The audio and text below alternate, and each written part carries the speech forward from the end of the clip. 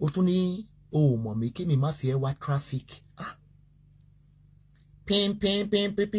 Àkéré tó dí ojú ọ̀nà má fi ẹ́ wá traffic. Èmi tó pé mo kéré nú ayé. Mo kéré gan. If you are not Lizzy Anjorin's blogger, you won't speak up the way you spoke.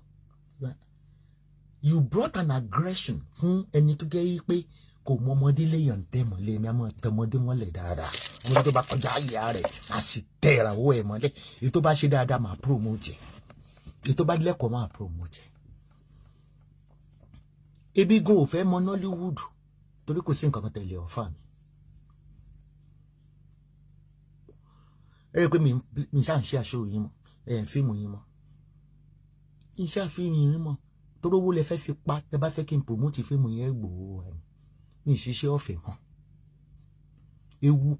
Ewu dúdú ni mo gbé débi tó fi di funfun. Fún language tó lò ń bẹ̀ yẹn.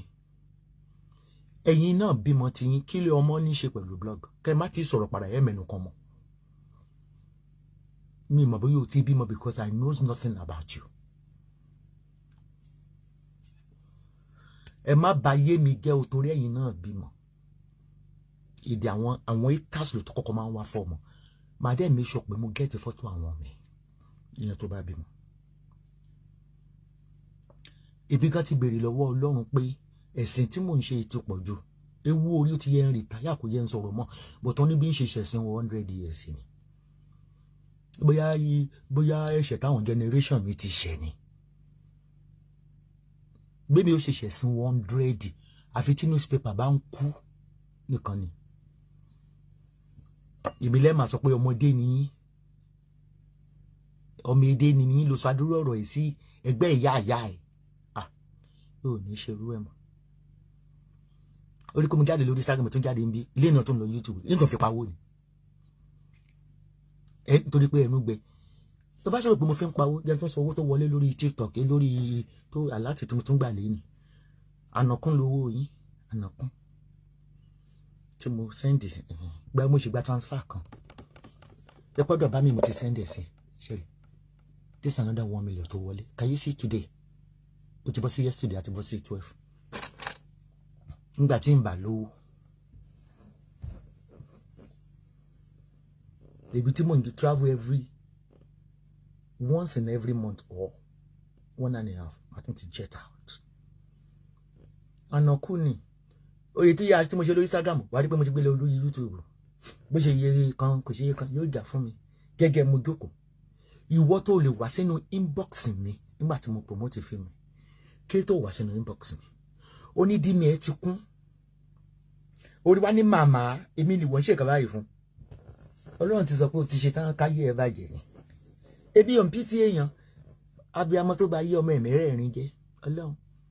Nígbà mo bá yí ọmọ mi mẹ́rẹ̀ẹ̀rin jẹ́ mo tún fi àwọn bàbá méjì tí wo bímọ mẹ́rẹ̀ẹ̀rin fún mo tún fi ayé wọn tọ́pọ̀ ẹ̀ mo bá yé wọn jẹ́ pátápátá. Èyí tó ń gbọ́pà ń gbọ́pọ̀, èyí tó ń gbé pò ń gbé pò, èyí tó ń gbé ìrùkẹ̀rẹ̀. Pẹ̀lú lẹ́kẹ̀. Dada odò àní mi. Mi ò yí sí omi ìṣe kọlù ọwọ́ ọmọ yìí wọ́n sọ fún ẹ. If you are not Gboa tó dẹ̀ ní irú mi nílé yín.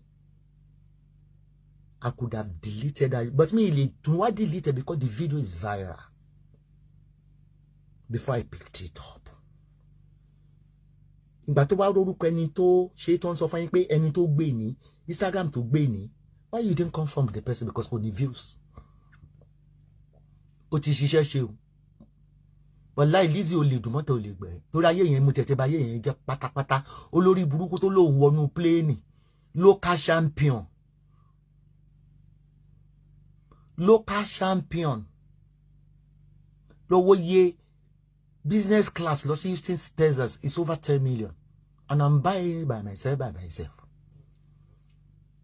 And I'm even flying out this week. Bóyá mo àmú plane ni. Àmọ́ o. Ó ní kémi má fẹ́ wá traffic. Failure mà ní mí o. Mi mà ní traffic. Tí ó ti rí àwọn tó ń wò mí lórí kíní. Ṣé n tó fi hàn? Ó wà lára nǹkan tí wọ́n àwọn companies tó ní kí n wá collaborate gbogbo nǹkan tó ń wò ní. tí n bá ti dialogue pẹ̀lú wọn, I can show you the scent. Wọ́n ní kí n bá wọn screenshot inside. Wọ́n fẹ́ mọ country tó ń wò mí jù. Game fi. Ẹ má fi mí wá traffic o. Ìgbà tí mo gbé ẹ sí orí wọ́ọ̀lù mi ní ìfẹ́ wá traffic àbí. Yẹ kí n ṣe fún ẹ. Jẹ́ n ṣe insight mi fún ẹ. Insight mo ṣe fún ẹ yìí. Ẹ má fi mí wá traffic láyé yín mọ́ o. Ẹ má fi mí wá traffic o. A máa wá ṣe nǹkan o. Mo fẹ́ ṣe recap last month fún ẹ. Tó ti ṣẹ̀ṣẹ̀ bẹ̀rẹ̀ counting mi ni. Ẹ má fi mí wá kíní o. Ẹ má fi mí ṣe kíní o. Ẹ má fi mí ṣe kíní o. Ẹ má fi mí wá fẹ́ẹ̀mù o. Fẹ́ẹ̀mù gangan wo ni wọ́n gan ni? Wo bá kọ́ patrẹ́sì. Fẹ́ẹ̀mù wo lo ní? Kí ni tó ti gbé ṣe láyé ẹ̀? Fògbò gba róòlù.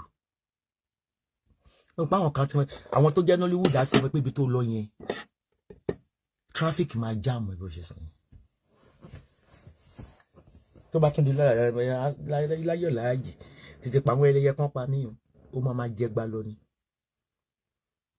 Kó wá play bó ṣe bá mi sọ̀rọ̀ lọ play fún olórí burúkú yóò fò ìyá àbànújẹ́ tó bí ẹ lọ play fún. Ìwọ tó gbà tí mo ṣe positive fún ẹ. Èmi ò mọ̀ pé tà ní ẹ̀. Kí ni mo wá promote fíìmù ẹ fún? Torí ìtẹ̀lẹ̀ mo dẹ̀ ṣe promote ẹ. Inú mọ̀ pé lórí burúkú ọmọ òṣì ní ẹ̀. Yìí tí ẹ mọ̀ pé mo rí DM mi ńgbà yẹn. Wọ́n ti sọ fún ẹ pé àwọn tí ó gan fighting wà láì àwọn tí ó bú mi lọ́wọ́ wọn. 90% fake profiles. And I don't answer a fake profile. Ó fẹ́ trending. Ṣé fílẹ̀. Mi mọ̀ o mọ̀ ESABOD. But ọjọ́ kan tán báyìí gbé fíìmù ṣe thank you. O mọ̀ ESABOD. Ó mọ̀ fi mí cruise gan. Ọmọdé lèmi máa ń ta sí. Ẹ fún mi ní arúgbó kan bí èjì mi tó bá ta sí mi kẹ́ ò bóyá mi ní ẹni yóò ní kú within 7 days. Ọ̀rọ̀ ẹnu náà ní ìfẹ́ pa kì í ṣe nǹkan mi.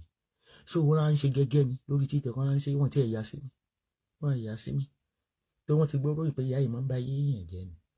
Welcome to fracas.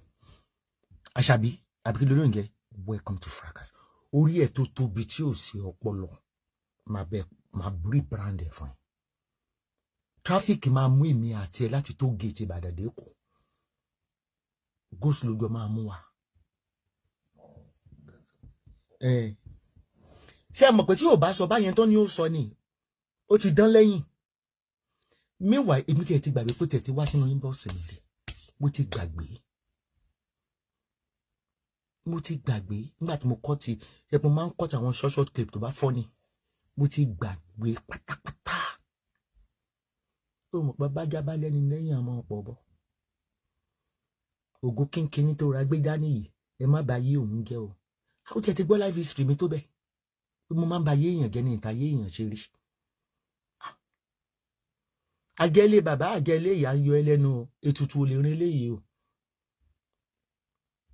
For her to use that language, she's in fracas with fake profile.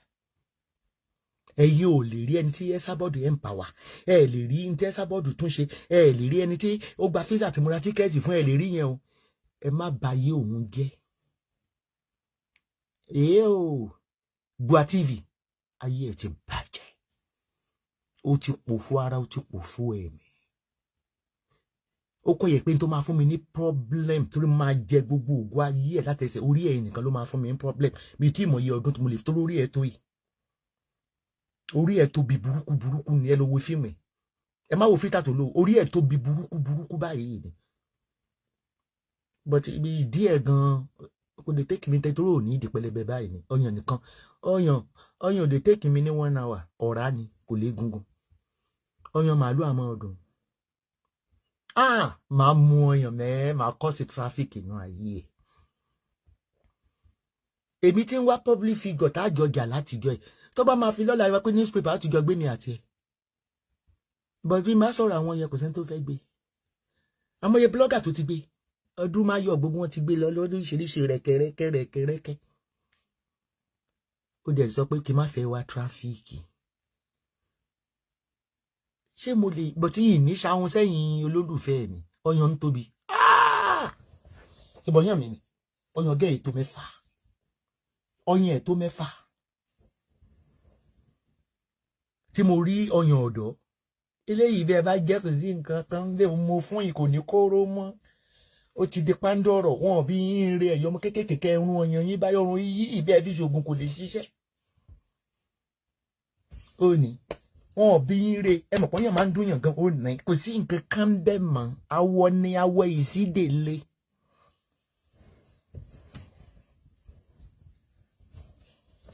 àfi bẹ́ẹ̀ ni pé ó tiẹ̀ ti mọ̀ pé wọ́n ní kí wọ́n yàn wà nú ẹgbẹ́ eriwo yà ẹ lọ́wọ́ ọmọ yẹn ọyàn ẹ̀ tó gbogbo àwa tá tẹ̀wọ̀n láìsà tì ìdíwárí pẹlẹbẹ ìdíwá gbánú eyín wá yọ nísàlẹ̀ àmọ́ tún wò títí nínú fíìmù orí ẹ̀tọ́ yìí orí ẹ̀tọ́ àbí ibi ẹ̀yìn gbá gíga ọmọga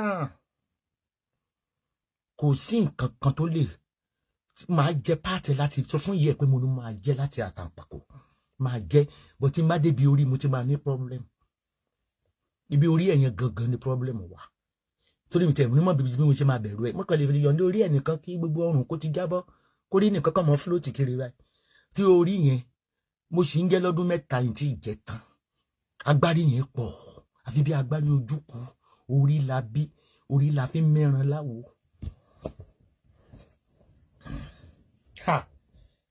Mo mọ̀ pé àwọn tó sọ pé kó jáde fún mi ó ti mọ̀ pé wọ́n rẹ̀ ìwọ ló gbé nǹkan dání ẹ̀yin lẹ ẹ bá wa wo fíìmù wa èlùbọ́ mo gbé dání atẹ́gùn lè gbé dànù at any time ń gbé nǹkan kan dání ọdún alẹ́ mi yìí mọ̀ ṣèkà ní mọ̀ bá ti wú yín jẹ́ ni gbogbo tó sọ́mọ̀ yẹn pátápátá ìdè tàsí ni ẹ̀yin náà bímọ o ẹ má bà tòun jẹ́ o kó ṣé ó tiẹ̀ tún wá rí ìbá tún wá fi ẹ lẹ̀ nǹkan kan tó dùn mí jù nù tó sọ ògo kékeré báyìí ó bá ti wọ́n sọ pé ògo kékeré tó bá sọ pé ògo gbàngbà ó tún lè tẹ́kì mí táìmù kí n tó jẹ́ tán ó sì mọ̀ rí lò rí kókó lóyìn wọ́n láyé fi mu sìgá àti kọ̀fí tí mo bá ṣe yín lò bí ìgbà tí mo lo paracetamol ni kò ní dáa fún ẹ you are Gboah TV the way you spoke shows you are Gboah TV eta ni Gboah TV jẹ́ àwọn Nollywood ló máa ń bú you are Gboah TV ìwọ ló dẹ̀ ń gbé information nu group jáde gbogbo àti arí ẹni tó ju ẹ tó ga báyẹn torí ẹ tó bí gbogbo information lè fẹ́ ọ̀jàjà la máa ń gbọ́ lórí social media pátá torí kò sọpọlọ lórí rẹ̀ yín wà rí ẹni tó ní ó gbìjẹ.